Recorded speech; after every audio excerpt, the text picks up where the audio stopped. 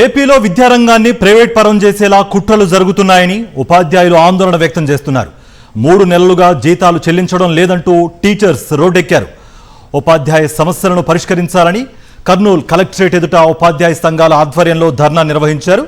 పెండింగ్లో ఉన్న బకాయిలు చెల్లిస్తామని ఎన్నికల ముందు హామీ ఇచ్చి మాట తప్పారంటూ ఆవేదన వ్యక్తం చేస్తున్నారు ఉపాధ్యాయులు. ఉపాధ్యాయుల సమస్యలపై మరింత సమాచారాన్ని మా ప్రతినిధి లోకేష్ అందిస్తారు.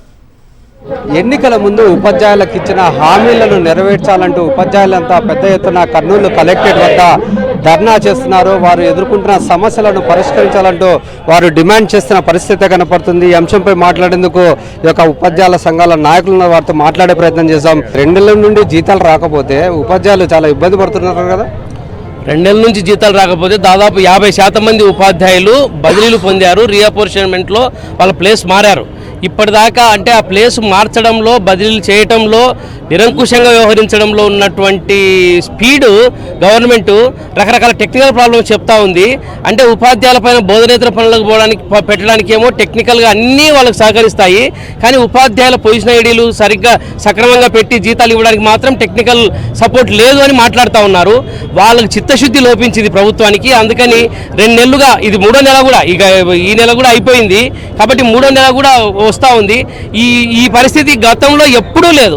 అన్ని వర్గాల గురించి పట్టించుకుంటున్నామని చెప్తున్నారు. కానీ ఉద్యోగులు, ఉపాధ్యాయుల యొక్క సంక్షేమం గురించి పట్టించుకోవడంలో ఎందుకు అసంతృప్తిగా ఉన్నారో, లేకపోతే ఎందుకు వాళ్ళు నిర్లక్ష్యంగా ఉన్నారో, లేకపోతే సాచివేత వైఖరి ఎందుకు ప్రదర్శిస్తారో ప్రభుత్వం చెప్పాలి. ఈ ప్రభుత్వం వచ్చిన తర్వాత వచ్చిన వెంటనే మేము చేస్తామన్నది ఏ ఒక్కటి చేయకపోగా సమస్యలు మరింత పెంచింది. బోధనేతర పనులకు సంబంధించి భారం మరింత పెంచింది. అసలు ఇంకా కరెక్ట్ చెప్పాలంటే వాళ్ళ హిడెన్ అజెండా ప్రభుత్వం రంగం నుంచి, విద్యారంగం నుంచి ప్రభుత్వం తప్పుకోవాలనుకుంటుంది.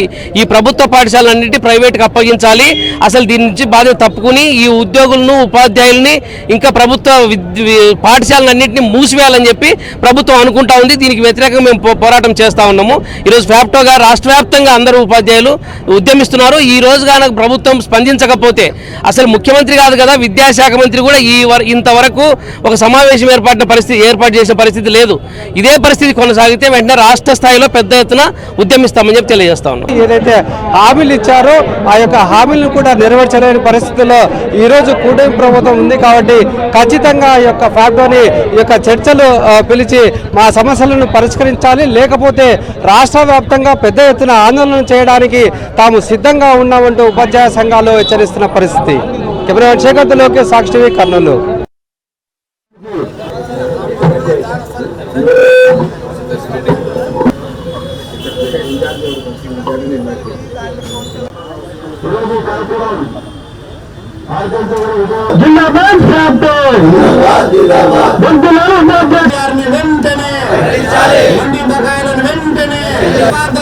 ప్రభుత్వ వైఖరి, ఉద్యోగుల ఐక్యత,